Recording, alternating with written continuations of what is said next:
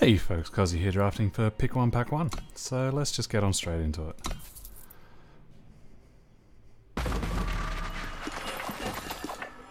Okay, interesting opening pack. Voice of the Speaker is a rare that I've never had an opportunity to play with.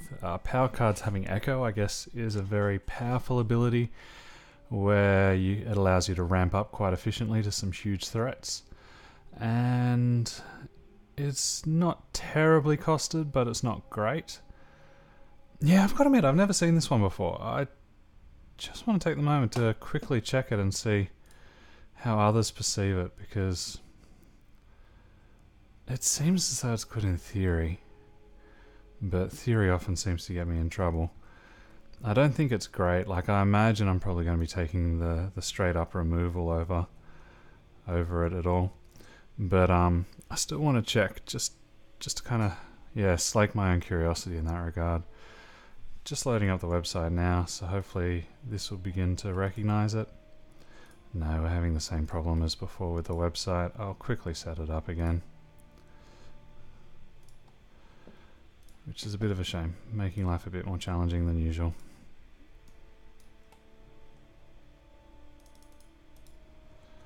Okay, so let's go and take a look here. What was the name of our original card? Voice of the Speaker. Sure. Yeah, so they have it as a D+, which I can respect the rationale behind it. It's a card that is only really good while setting up. It doesn't help us in combat too much. It's one of those cards that I think has an amazing ceiling, but a pretty rubbish everything else. So yeah, as I said, it was more just me being curious rather than intent. If that's the case, Avasor's great in its build, Karmic Guardian's great in her build, Annihilate is useful in any shadow build, and I think that's the reason why I'll be taking that card over the other two. In the commons, yeah, nothing too amazing. So let's start off with the Annihilate, see where we go. Emerald Monument is a very useful card, good early, good late. Feeding Time is premium removal, but it does squeeze you into Feln colors. Ancient Law is a great piece of card advantage. And then we have a reasonable creature and a good combat trick. So I need to work out if I want to be looking at going hard on the control again. Or, granted, this could lead to a Feln Infiltrate deck just backed up with very good control. Or if I want to be looking in slightly different color combinations. Neither green-black or white-black has a lot of support in the multicolored cards, which would be a reason to go towards Feeding Time. I do really like Ancient Law. I think I like it a little bit more than most. Alternatively, I could just call this a Stone Scar card, but we've done a lot of Stone Scar. Alright, let's grab the Feeding Time and see what's left open for us. That's the second Bold Adventure I've seen come through to me in a row, and it is a good card. None of these uncommons excite me overly. Scavenging Vulture is a solid-ish creature, but I think I'll take the good card for now and regret that I didn't get the card draw before. Patriarch's Hatchling is good. Ornate Katana's good. Longhorn Sergeant's good, but I think out of the things that I'm looking at actually being the colors for, Wisdom of the Elders is the strongest. And we have a choice of just how aggressive or controlling we want to be right here. Wisdom of the Elders is a key card in these builds, but Gorgon Fanatic opens up a lot of really interesting design space. So you know what? Let's go for it. I want to get my aggressive foot on. Stash is great for Stone Scar, but it looks as though, especially seeing a Wisdom of the Elders come through 4th pick, that it might be open for me. So we'll take the Magus instead. Not a lot of love in this particular pack. We could consider the Herald's Song.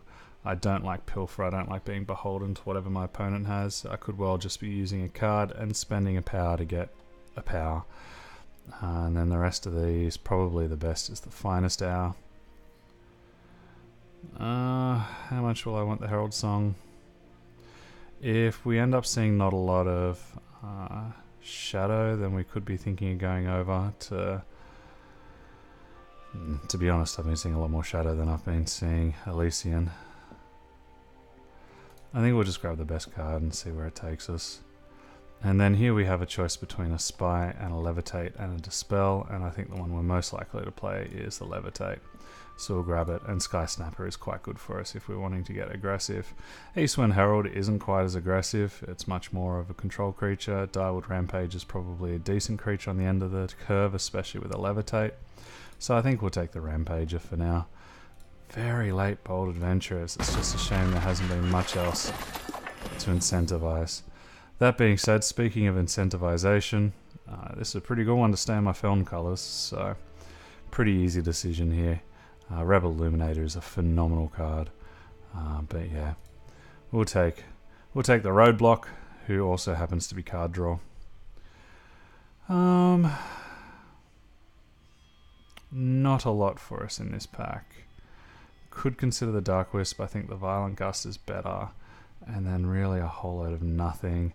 Stormlinks is splashable, but I'd rather my splash cards be available to me later in the game. So I think we'll just take the Gust and be a little bit disappointed. Again, fire is open in this direction, that's for sure. We could consider taking the Chieftain to just splash a little bit of fire, but the Stormcall is still a very good card. Much more defensive than aggressive, which is a shame for us, but still a good card. We have the choice between a very strong card at the top of the top of the curve rather, a reasonable card in the middle, or a defensive card. I think that Horse Snatcher Bat has the potential to win me the game, so we'll take a card that can win for me rather than a card that's solid for the time being. And we'll grab another Gorgon Fanatic and be pretty happy about it. I'd really like to see that blue guy who gives my creatures flying so I can get a bit of evasion happening here. And you know what, let's really get my aggro on. Choice between the Snowslinger and the Combat Trick.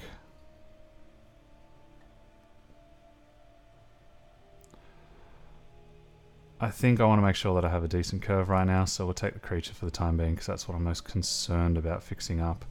And I could either take Fixing or the Serpent Stranger, but Serpent Trainer rather. I was looking at the Merciless Stranger when I said that out loud, and I think the Serpent Trainer has never failed to impress me. And now we'll definitely be looking to splash, because that's just too good a card to be going that late. None of these are super exciting.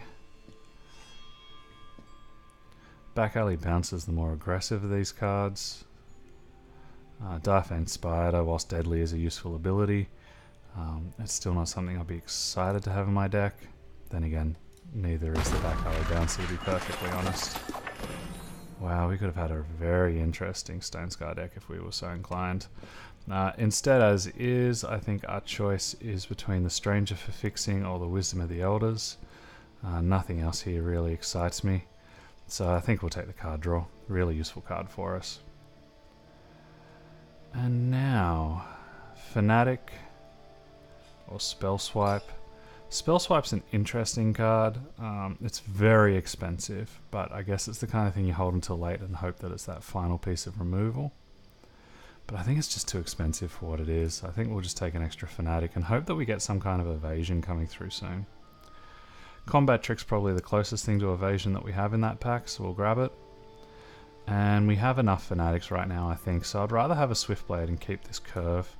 Have some 2-drops to make sure I can get some early pressure down. Wow. As we saw in my last video series, the Morningstar is amazing. But we're so blended here, I just think I need to let it go through. Especially as this is a Levitate, which is useful. Geez, that hurts. I'm beginning to realize I could have had a very good Stone Scar deck here. Not super interesting for you guys, but great for me getting another free draft. It could be that this is just the splash card I take. It's too powerful to pass up. Way too powerful to pass up. Yeah, look at this. We could have had an amazing little deck built around this. As is, it's still not a bad deck that we're in. Colors are definitely open, like it's definitely, what was the card that I just took that was useless? Sabotage. Yeah, look at that. A rebel sharpshooter coming through dead set last. That's just ludicrous. It's absolutely ludicrous. Have a choice between another piece of premium removal or the sidearm. I do have a couple of creatures that would benefit from the sidearm, although the fanatics are weird because they'll benefit from it once and then disappear. So I think we'll take the feeding time. Otherwise I could take the fixing to help me out a little bit to get onto this. Get onto this Morningstar and or Torch.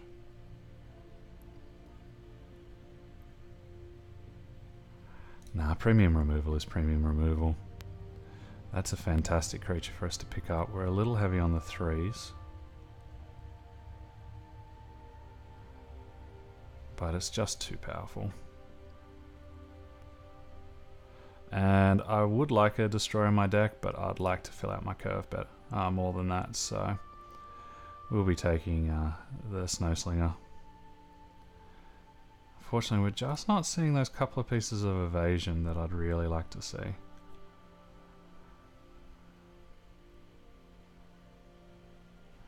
It's a 2-drop and I have a fair number of flyers, so it has the possibility of being good. And now I need to decide between the Acolyte and the Serpent Trainer. Acolyte represents evasion, helps me get some of these fatties through.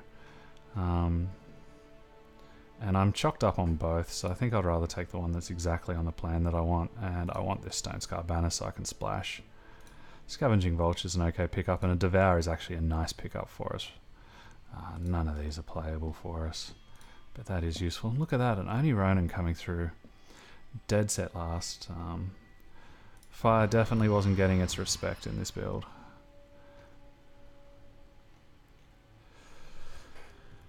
Alright, so we have one piece of fixing, which means if I want to run fire as a splash, I'm going to be needing 2 fire sigils. That's a problem for me because Horse Snatcher back is double. Shadow Stormcaller is double primal. Wisdom of the Elders is double primal wherever it is. Feln Broodcaster or Bloodcaster. Broodcaster would be cooler. Seems like a cranky guy who's going through the motions. So I do have a fair amount of pressure.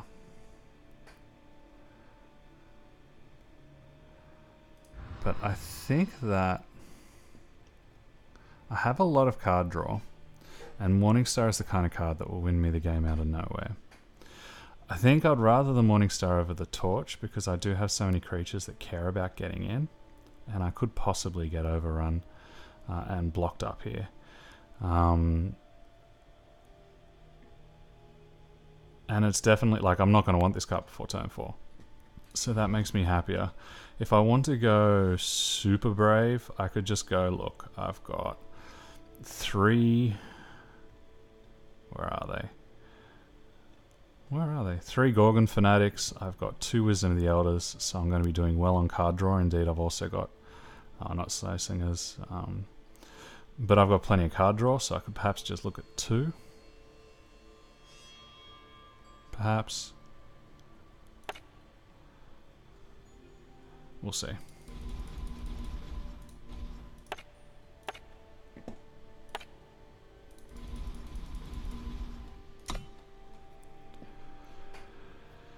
So that's 18, which is fair if I'm keeping both of those. My deck doesn't look hyper aggressive to me, so I do want to be sitting back a little bit more on the back foot. I wish I had a Dread return or 2. That's what this archetype would really need to sing. So the bouncer is weak.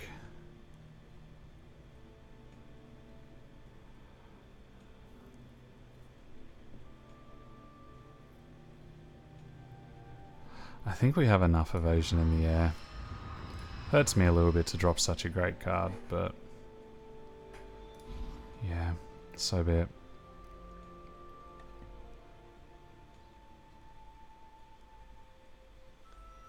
Stormcaller isn't at its best in this deck. Likewise for Magus, but they both seem to represent a pretty nice amount of value for me. Flash Freeze is an interesting combat trick, which we probably want considering we're wanting to be aggressive. Violent Gust is conditional and we have lots of flyers, so I don't think I'll need it. Devour is possibly on the chopping block, but not likely. I do like having one. And Wild Cloud Snake, how many flyers do I have that will turn it on? I have 3, 4. 4 is all, so I don't think I can justify keeping it off. 5 including the Twilight Raptor over here, but 6. 6 out of 45 is what? 1/5?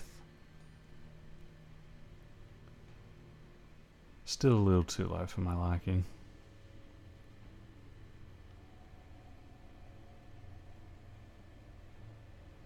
Curve is definitely awkward, having no 5s and a pair of 6s. We're heavy on the 3s currently. I like all of them though. Perhaps I could afford to shave one Sky Snapper. And then our 2s, I've got 3, 4, 5, 6 for a 1, so I probably want to keep all of them. Maybe I shave one Fanatic as well.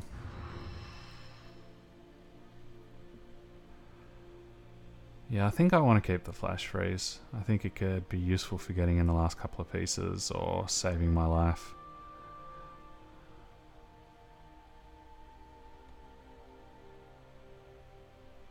The only other one I could be convinced to take out would be the Direwolf Rampager, but given that I've got a Levitate and a Cobalt, although I've only got 2 to give it evasion.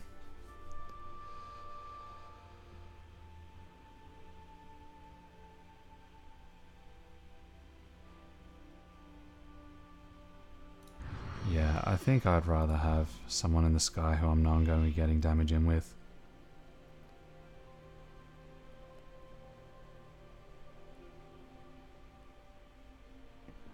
Well, there you go. I reckon this is it. It's not really an infiltrate deck. We're missing a couple of key cards. I would have liked to have a Dark Return. I would have liked to have a couple of Thrai Rangers. I really would have loved to have that equipment that gives them +2/+2 and unblockable. But it seems as though I'm on... like, none of these seem like terrible cards. They're just, none of them are the best in slot. Oh, well, some are, but yeah, cool. Alrighty, let's see how we go with this Feln aggro deck. Yeah, I think I'll do okay. I feel moderately confident about this. Only one way to find out. Thanks for watching so far for the draft, guys. I look forward to seeing you as we run out these matches. I've been Kozzi drafting for Pick 1 Pack 1, and I'll see you in just one moment.